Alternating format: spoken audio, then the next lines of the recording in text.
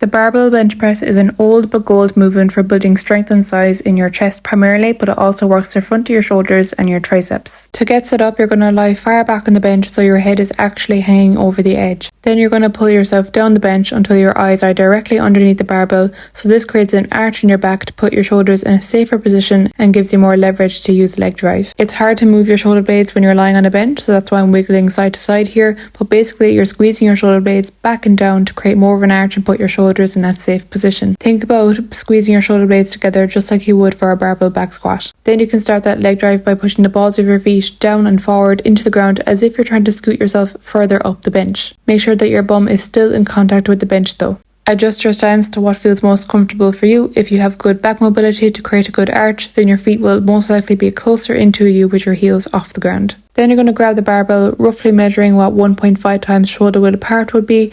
Remember the distance between your pinky finger and the ring on the barbell so that you have the same grip width every single time for a standard barbell bench press. One thing to remember about the bench press is that your elbows are always underneath the bar. So just when you're unracking, you're going to flare your elbows to make it easier to unrack it, and then you're going to tuck them in slightly for the rest of the set. Before you start, take a deep belly breath, start that leg drive and go slowly down towards your lower chest and then push powerfully back up again over your upper chest. The barbell moves in more of a diagonal direction rather than straight up and down. You breathe in as you go down and you breathe out as you push up. And now some mistakes to avoid when doing the bench press. This one that I see often is when people are too far up the bench so that when they press up, the barbell is constantly knocking off the rack. Just make sure that when you set up that your eyes are directly underneath the bar and not too far up. Another mistake is having absolutely no back arch or leg drive, leading to you getting stuck at the bottom of the bench press and kind of waving your legs around like this trying to get out of that hole. Or maybe you do have leg drive, but you wait until the very bottom to start using it and you start lifting your bum off the bench and everything, and it's just a very awkward, messy rep.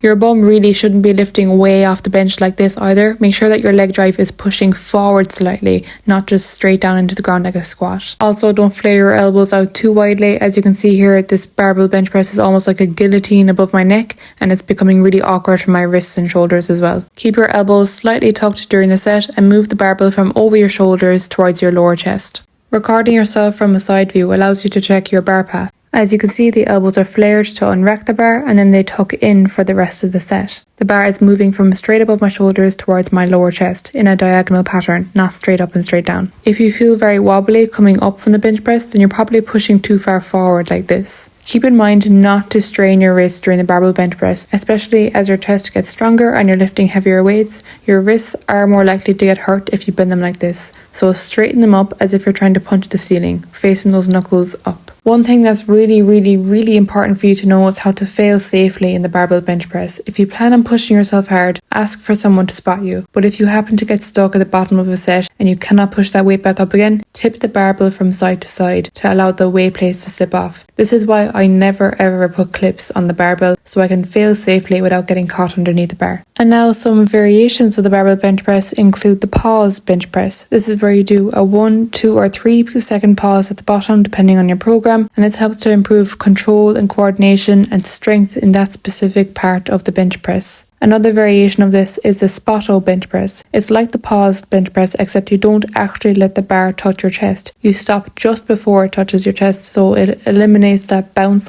and gets you stronger in that bottom position. You can also take a wider grip, about 2 times shoulder width apart, for more chest bias. However, if you do have shoulder issues, then I wouldn't recommend this because it can feel very awkward on that joint. You can also try the close grip bench press where your hands are narrower than usual, and this makes you bias the triceps more because you're tucking your elbows in a little further. A tempo bench press is where you go deliberately much slower than usual to improve technique efficiency overall, and a Larsen bench press is where you elevate your feet in the bench so that there is no arch in your back and no leg drive. And though I said this is a mistake before, this is useful for people who have knee injuries and don't want any leg drive coming into account here at all, or if you just want the chest to take over the movement and remove the leg drive from the equation, even though personally I think it's a safer lift when you do allow a little bit of a back arch at least.